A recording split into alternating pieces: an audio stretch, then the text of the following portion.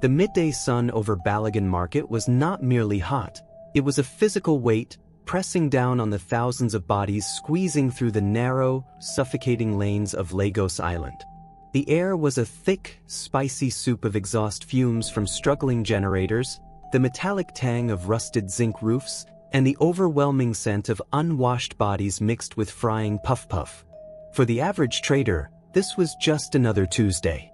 For Cynthia, however, it was a battlefield she was determined to conquer, though she looked entirely out of place.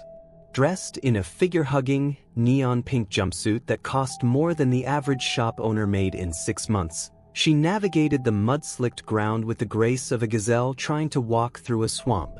In one hand, she clutched a brand-new iPhone 16 Pro Max, filming a vlog for her 50,000 followers. In the other, she held a portable fan to her face to keep her expensive makeup from melting off like wax. Hi! Hey guys, it's your girl Size, live from the trenches! I'm literally risking my life right now to find the perfect Swiss lace for my introduction ceremony. You know Prince Jack only deals with the best, so I have to come to the source, the things we do for love and luxury. She spun around to capture the chaotic vibrancy of the market, making sure the camera focused on her flawless weave rather than the sweating porters carrying heavy bales of fabric on their heads behind her.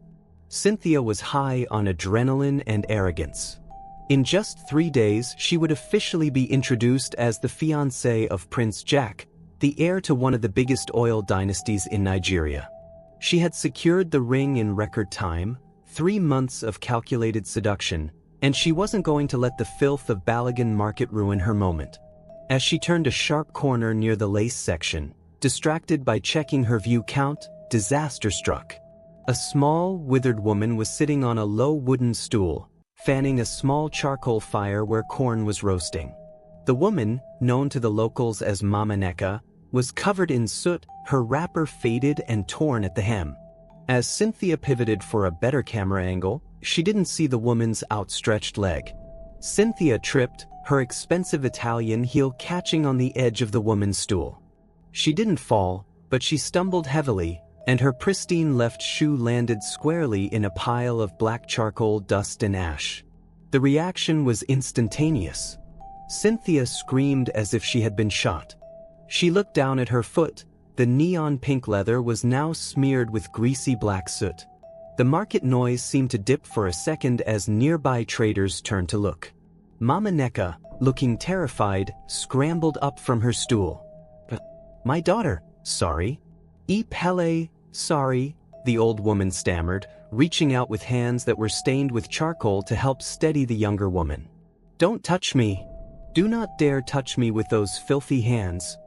Cynthia shrieked, slapping the old woman's hand away with such force that Mama Nneka stumbled back against her roasting stand. The smell of burning corn filled the air. "Are you blind? Are you mad? Do you know how much these shoes cost? They cost more than your entire life savings." Cynthia was shaking, her face twisted into a mask of pure fury. The classy influencer persona had vanished, replaced by a raw, ugly rage. "I didn't see you, my daughter, I was just..." Mama Nneka tried to explain, her voice trembling, her eyes cast down in traditional respect. "I am not your daughter. God forbid." Cynthia looked around wildly, her eyes landing on a bucket of dirty water used to wash corn nearby. Without thinking, blinded by the need to humiliate this woman who had dared to tarnish her perfection, Cynthia grabbed the bucket. "You want to ruin my day? I will ruin your existence." Before anyone could stop her, she heaved the bucket forward. The brown, murky water splashed violently over Mama Nneka, soaking her faded wrapper, drenching her gray hair, and extinguishing her small fire with a loud hiss of steam.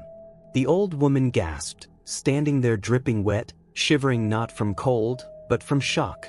"You are a witch. That is what you are." Cynthia screamed, pointing a manicured finger at the soaked woman. "Bad luck. That is why you are here roasting corn while your mates are enjoying their grandchildren. Stay away from me." The silence that followed Cynthia's outburst was heavier than the humid Lagos air. It wasn't the silence of peace, but the held breath of a storm waiting to break. The market women, usually quick to shout and fight, stood frozen, their mouths slightly agape. It was an abomination to humiliate an elder so publicly, especially one as quiet and harmless as the corn seller. Then, a low murmur started ripple through the crowd, like the buzzing of angry wasps. Madam, fear God, oh. The head that despises the ground it walks up will surely eat dust before the sun sets. Mama Neka did not scream. She did not curse back. She simply stood there, water dripping from her gray eyelashes, her wrapper clinging uncomfortably to her frail frame. She wiped her face slowly with the edge of her soaking head tie, her eyes locking onto Cynthia's face. There was no fear in those eyes, which unsettled Cynthia for a brief, terrifying second. Instead of the shame of a beggar, there was the calm, icy calculation of a judge passing a sentence. My daughter, you have washed me with water today. I pray your character does not wash away your destiny tomorrow. Cynthia scoffed, tossing her hair back, though her heart hammered a strange rhythm against her ribs. Save your proverbs for someone who cares. If you are still here when I come back, I will call the task force to clear this rubbish dump you call a stall. She spun on her good heel and marched away, the crowd parting for her not out of respect, but out of the same revulsion one feels when avoiding a diseased animal. She hailed a Kiki Napep to take her to where her bolt ride was waiting, desperately wiping her sooty shoe with a wet wipe, muttering curses about village people trying to ruin her shine. Later that evening, the grime of Balagan Market felt a world away. Cynthia sat opposite Prince Jack in the dimly lit, gold-accented VIP section of a restaurant in Victoria Island. The air conditioning hummed softly, smelling of lavender and expensive cologne. Jack looked every bit the prize she had hunted, tall, with broad shoulders clad in a crisp white native attire, a heavy gold wristwatch glinting on his wrist. However, he seemed distracted, tapping his fingers rhythmically against his wine glass. You seem tense, eh, baby? Is it the business deal with the partners from Dubai? Jack sighed, a deep, weary sound. No, the deal is fine. It's my mother. She arrived in Lagos today for the introduction. He looked up, his eyes searching hers. Cynthia, I have to warn you. My mother is unconventional.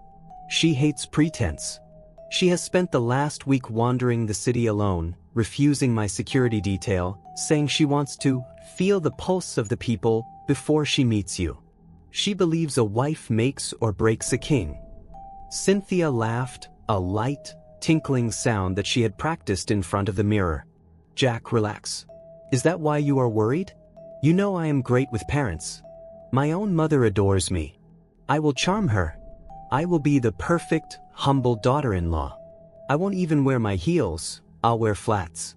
I'll kneel until my knees hurt. Jack offered a tight, hopeful smile.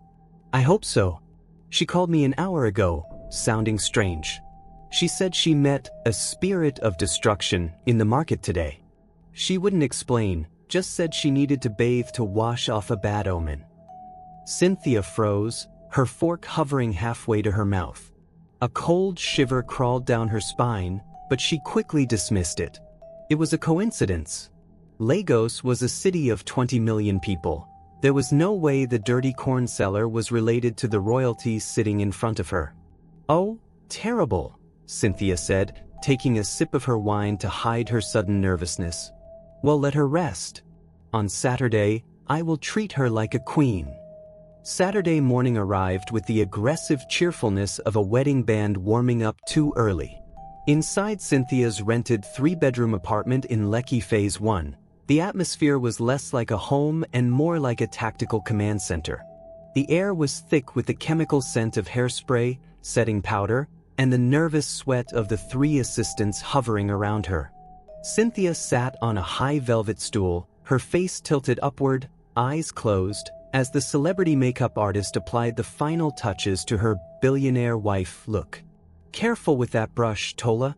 If you make my eyeliner uneven, I will make sure you never work in this Lagos again, Cynthia snapped, her lips barely moving to avoid smudging the fresh lipstick. "Sorry, ma. I'm just trying to blend the contour," the makeup artist whispered, her hands shaking slightly. She had been working for 3 hours straight, bullied into silence by Cynthia's incessant demands. Cynthia opened her eyes and examined her reflection.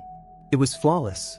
The Swiss lace she had fought for in Balagan Market had been transformed into a breathtaking burnt orange osso oak dress, encrusted with Swarovski crystals that caught the light with every breath. Her geli was tied in a towering architectural masterpiece that defied gravity. She looked like royalty. She looked like money. The incident with the corn seller was now a distant, blurry memory, pushed aside by the sheer magnitude of her victory. Today, she wasn't just an influencer, she was securing the bag permanently. "Perfect," Cynthia murmured, finally smiling. "Take the pictures now. I want them up before we even leave the house. Caption it, 'Royalty runs in the blood.' #JackSci 2026 Footta. The drive to Banana Island was a procession of vanity. Cynthia sat in the back of the white Rolls-Royce Phantom Jack had sent, scrolling through the early comments on her post. "Yes, queen. Step on our necks. Oppression."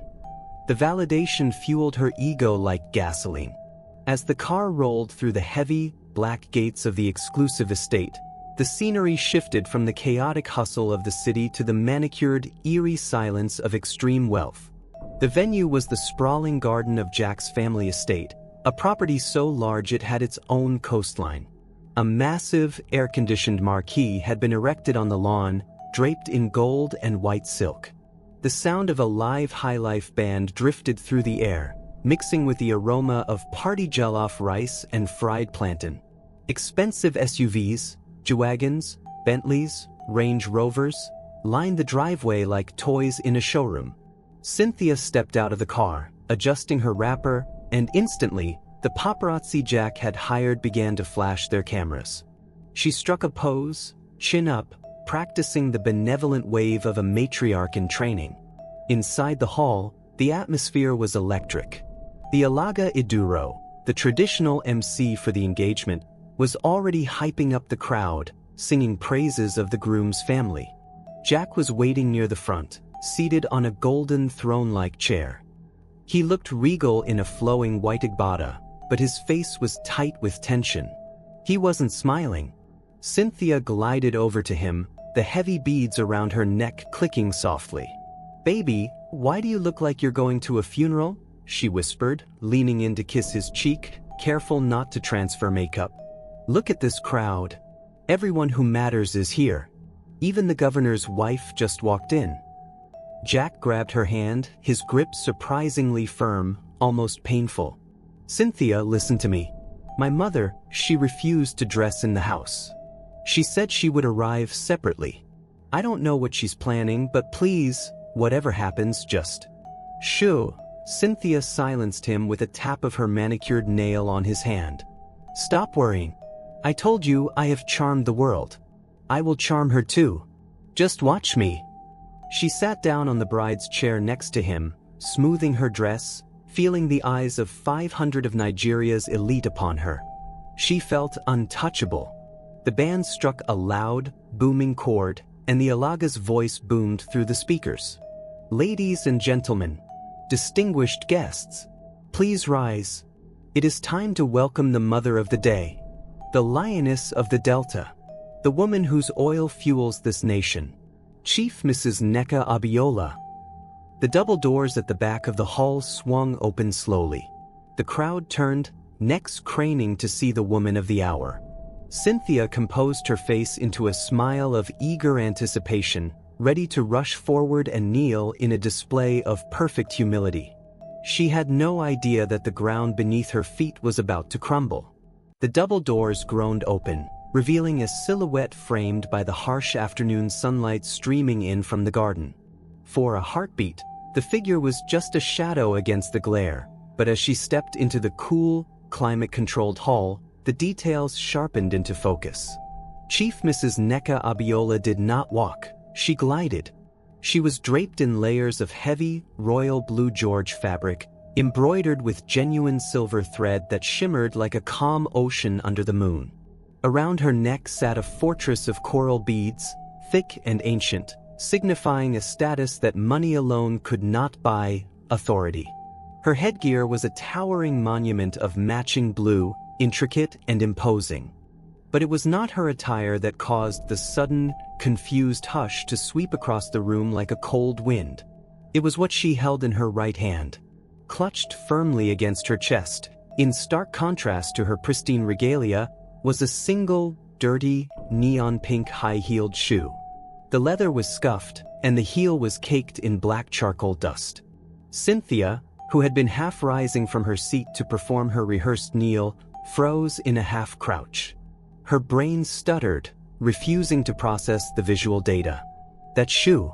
She looked down at her own feet, hidden beneath the layers of her burnt orange dress. She was wearing gold sandals today because she had thrown the ruined pink pair into the trash bin at the hotel suite before leaving, or so she thought. A cold, oily sensation of nausea began to churn in her stomach. It's impossible. The band, sensing the shift in the room's energy, trailed off into a discordant jumble of notes before falling silent. The Alaga Iduro, a woman paid to fill every second with noise, stood with her microphone halfway to her mouth, her professional smile faltering. Chief Mrs. Abiola walked down the center aisle. The sound of her coral beads clicking together, clack, clack, clack, was the only sound in the cavernous hall. She didn't look at the guests. She didn't acknowledge the governor's wife or the business tycoons bowing their heads in respect. Her eyes were locked forward, fixed on the high table where her son and his fiancée sat. Prince Jack stood up, confusion etched across his handsome face. He looked from his mother to the dirty shoe, and then to Cynthia, who had turned a sickly shade of gray beneath her foundation. "Mother," he called out, his voice echoing slightly in the silent room. What is that?" Mrs. Abiola ignored him. She reached the steps of the stage and ascended slowly. Every step was a drumbeat in Cynthia's chest. The older woman stopped 3 feet away from Cynthia. Up close, the transformation was terrifying. The soot was gone, the rags were gone, but the eyes, those piercing, judgmental eyes that had looked up from the roasting fire, were exactly the same. Cynthia's breath hitched. The air in her lungs felt insufficient. She wanted to run, to scream, to faint, but her body was paralyzed by the sheer absurdity of the nightmare unfolding. The corn seller, the billionaire, they are the same person. Mrs. Abiola slowly raised the dirty shoe, holding it up like a piece of evidence in a murder trial. She turned slightly to the crowd, then back to Cynthia. Her voice was calm, melodic, and terrifyingly clear. "This is a beautiful shoe," the matriarch said, her voice amplified by the microphone on the podium, though she wasn't holding it. "Italian leather. Very expensive. I was told it costs more than a human life. Is that not what you said, my daughter?" Cynthia's mouth opened, but no sound came out. She looked at Jack, pleading silently for help, but Jack was staring at his mother, a dawn of horrific realization breaking over his face. "I asked you a question," Mrs. Abiola continued, taking a step closer, the smell of expensive oud perfume wafting from her, masking the memory of smoke. "Is this not the shoe you threw away because it touched the filthy body of a corn seller? The shoe you claimed was worth more than my existence." The crowd gasped. A collective intake of breath that sucked the oxygen out of the room. Whispers exploded in pockets. "Corn seller. What is she saying? Did Cynthia insult Chief?" Mrs. Abiola dropped the shoe. It hit the marble floor with a dull, hollow thud. "You can buy a new shoe, Cynthia. You can buy a new dress. You can even buy a new face. But tell me," she leaned in, her voice dropping to a whisper that roared in Cynthia's ears, "where exactly do you plan to buy a new character?" The silence in the hall shattered like a dropped glass. A cacophony of murmurs erupted into open shouting, gasps, and the frantic clicking of camera shutters. The paparazzi, initially hired to document a fairy tale, smelled blood in the water. They surged forward, lenses zooming in on Cynthia's trembling face, capturing the precise moment her carefully constructed world disintegrated. Cynthia felt the blood drain from her face, leaving her lightheaded and cold despite the heat of the stage lights. She tried to formulate a lie, a spin, anything to salvage the situation. "It was a mistake," she stammered, her voice cracking, barely audible over the rising noise of the crowd. "I didn't know. I thought she was just a nobody?"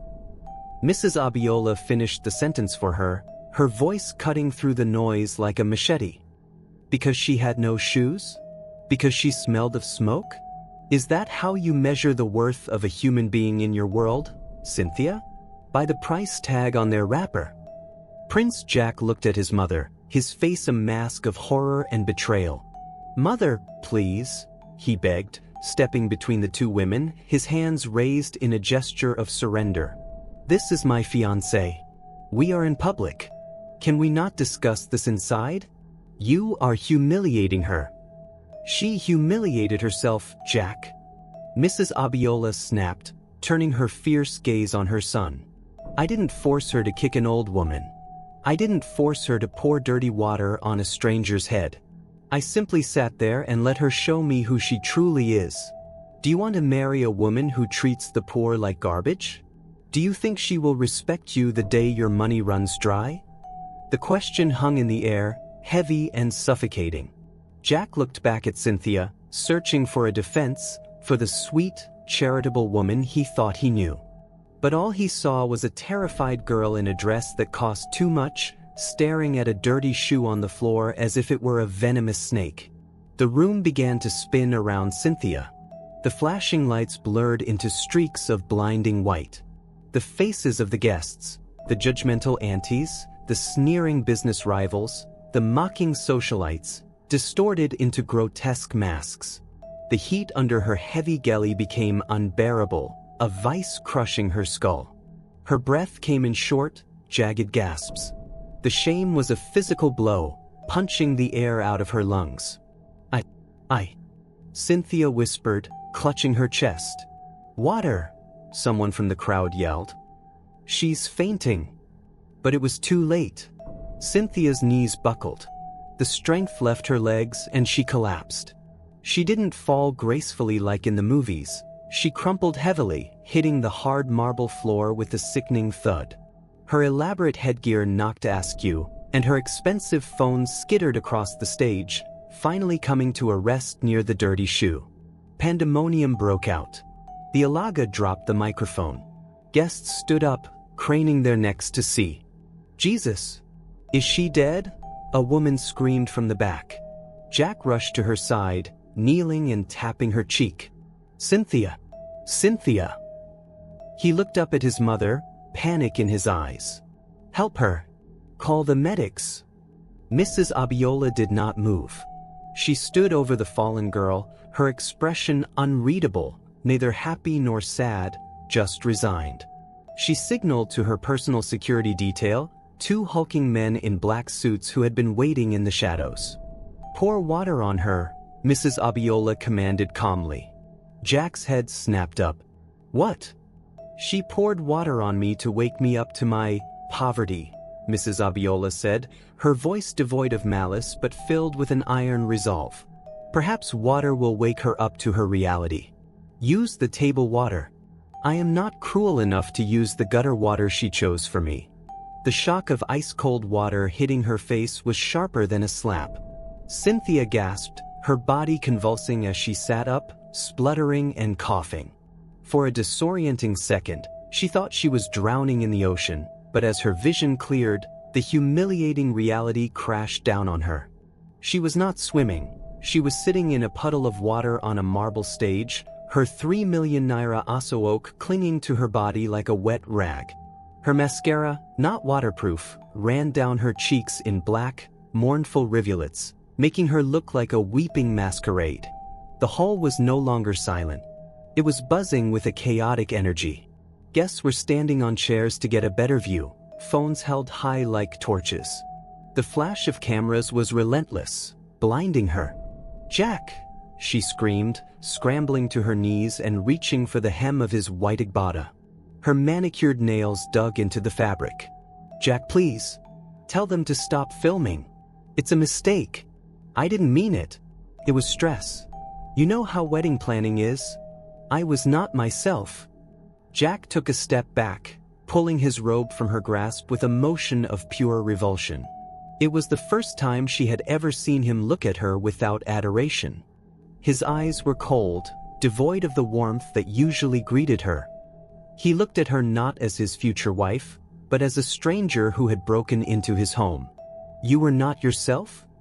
Jack repeated, his voice low but amplified by the silence that had fallen near the stage. "No, Cynthia. Today is the first time you are yourself. The woman I fell in love with was a costume. The woman who kicks poor people and calls them witches? That is the real you. It was the devil." Cynthia wailed, abandoning all dignity. She crawled towards Mrs. Abiola, who stood like a statue, unmoving. "Mummy, please. I'm sorry. I didn't know it was you. If I knew it was you, I would have washed your feet with my hair. Please, forgive me. Don't let them ruin me on the internet." Mrs. Abiola looked down at the weeping girl. Her expression softened, not with forgiveness, but with pity. "That is exactly the problem, my child. If you knew it was me, you would have been kind. But because you thought I was a nobody, you were cruel. Character is how you treat those who can do nothing for you." She gestured to the security guards. "Escort her out. And ensure she takes her precious shoe with her. I don't want litter in my hall." "Jack!" Cynthia shrieked as two burly men in black suits grabbed her by her arms, hoisting her up as if she weighed nothing. Her legs dangled, her feet slipping on the wet floor. "You can't do this. We have a contract. My image. My brand." Jack turned his back to her. He walked over to the microphone stand, gripping it with white knuckles. "There is no brand, Cynthia. And there is no marriage." He reached into his pocket, pulled out a small velvet box, the wedding band he was supposed to place on her finger later that day, and tossed it into the crowd. "The engagement is cancelled." The crowd erupted. The sound was deafening, a mixture of shock, applause from the moralists, and excited chatter from the gossips. As the security guards dragged Cynthia down the aisle, her heels scraping against the floor, she saw the faces of the people she had tried to impress. They were laughing. The governor's wife was shaking her head in disgust. Her best friends were live-streaming her exit, capturing every second of her disgrace for their own engagement metrics. Cynthia fought, kicking and screaming, but she was powerless. They hauled her through the grand double doors, past the beautiful floral arrangements, and threw her out onto the gravel driveway. The bright afternoon sun felt harsh and exposing. She lay there in the dirt, the same way she had left Mama Neka in the market, wet, humiliated, and utterly alone. The heavy iron gates of the Abiola estate slammed shut with a finality that echoed like a prison door closing, leaving Cynthia stranded on the hot asphalt of the driveway. The pristine silence of Banana Island, which had felt like the embrace of luxury only an hour ago, now felt oppressive and mocking. She sat on the curb, the rough concrete biting into her skin through the damp, ruined lace of her dress. The orange fabric, once vibrant and royal, was now stained with mud and sweat, clinging to her like a shroud of shame. Her hands, shaking uncontrollably, fumbled for her phone. The screen was cracked, a spiderweb of glass fracturing her reflection, but it was still functional. She needed to call a driver. She needed to get out of here before the paparazzi waiting at the main estate security checkpoint saw her walking like a madwoman. But as she unlocked the device, the notifications froze the blood in her veins. It wasn't just a few messages, it was a digital avalanche. Her Instagram app was crashing under the weight of tags and comments. She managed to open it, and her heart stopped. The top trending hashtag in Nigeria was no longer hashtag Jacksai 2026. It was hashtag Cynthia the Witch. A video had been pinned to the top of the Explore page. It wasn't the scene from the hall, It was worse. Someone in Balagan Market, perhaps a shop boy or a passerby she hadn't noticed, had recorded the incident with Mama Neka. The video was grainy, but the audio was crystal clear. "You are a witch. That is what you are. Bad luck." The internet had receipts. And below that video, the live stream from the wedding hall was playing on a loop. The slap of the water, the rejection, the dragging out. Oh God, no," she whimpered, scrolling frantically. Her inbox was a slaughterhouse. "We regret to inform you that your brand partnership with Glow Skin is terminated effectively immediately. Please return the loaner jewelry from Zaria Gems by Monday or face legal action. Delete our pictures. I don't know you." That one was from Tola, her supposed best friend and maid of honor. Desperate, she dialed Tola's number.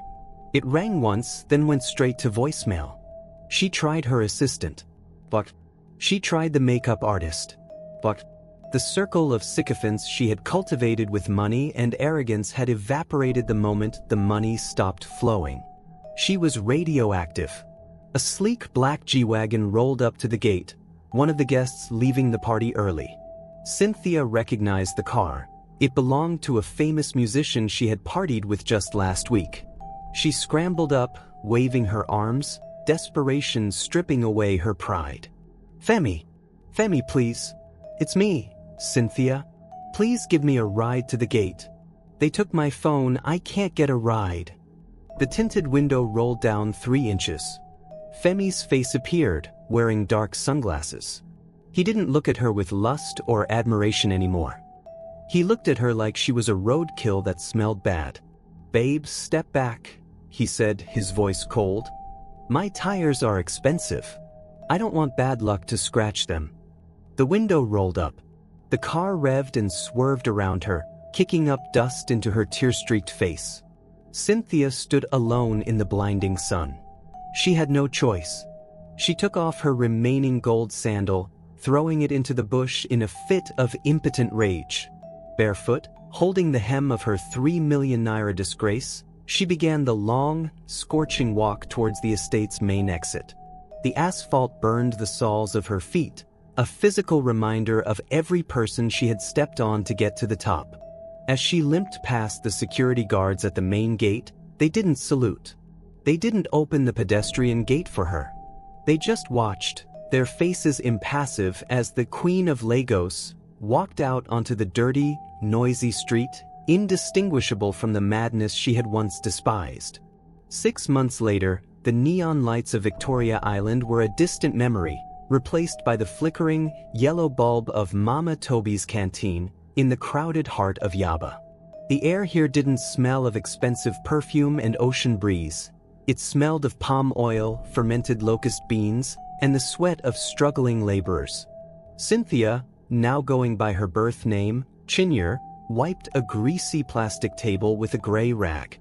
Her hands, once manicured with acrylics and adorned with gold rings, were now rough, the nails cut short and clean. She wore a faded green apron over a simple Ankara skirt, and her hair was braided back in plain cornrows. The Glow Skin brand ambassador was gone. In her place stood a woman trying to earn enough for rent in a shared face-me-face-you apartment. "Salesgirl, come here," a sharp voice barked from the corner table. Chinyere winced but hurried over. Seated there was a young university student, dressed in a knockoff Fendi top, snapping gum loudly. She looked painfully like the old Cynthia. The girl pointed a long, fake nail at her plate of umla. "Is this what you call goat meat? It's mostly bone. Do you know who my father is? If I make one call, this dirty shop will be closed down." The words echoed in Chinyere's head, a ghostly playback of her own voice screaming at Mama Neka in Balagan Market. A bitter taste rose in her throat.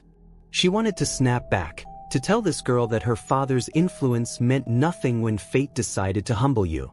But she swallowed the anger, forcing it down until it became a lump of heavy humility in her chest. "I am sorry, Auntie," Chinyere said, bowing her head slightly, a gesture that had taken her months to learn without crying.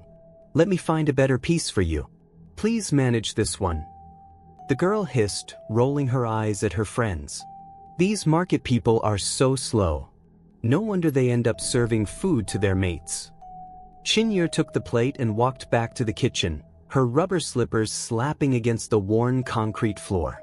As she scooped a new piece of meat, her eyes drifted to the small, boxy television mounted on the wall above the freezer. It was tuned to the 9 o'clock news. And in society news, the newscaster announced, Prince Jack Abiola of the Abiola dynasty today opened the Mama Nneka Foundation, a multi-billion naira grant scheme for elderly market women.